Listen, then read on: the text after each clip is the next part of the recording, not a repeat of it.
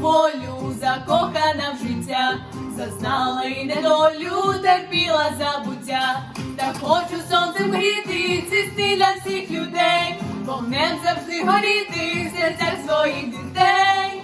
Нехай квітує Україна в духмяних сонячних садах, нехай співає вся родина, наш оберіг у всіх віках.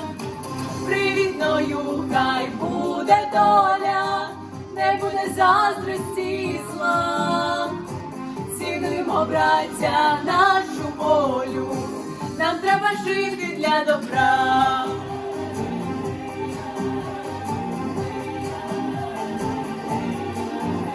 Я вірю, все минеться і прийде новий час, світ щиро усміхнеться від радості за нас.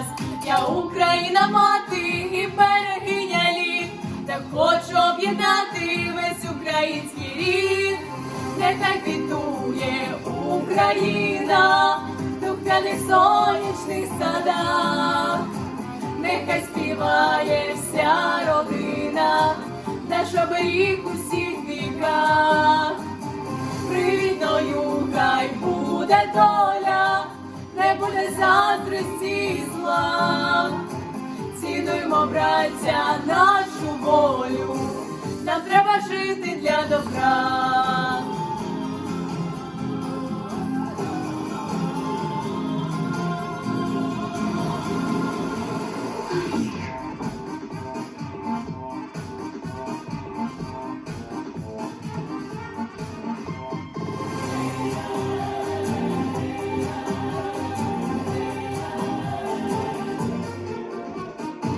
Нехай квітує Україна в духмяних сонячних садах, нехай співає вся родина, наш оберіг у всіх віках.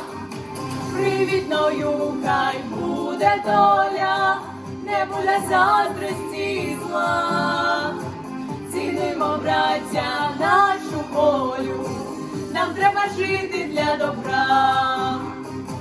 Цінуймо, браття, нашу волю, нам треба жити для добра.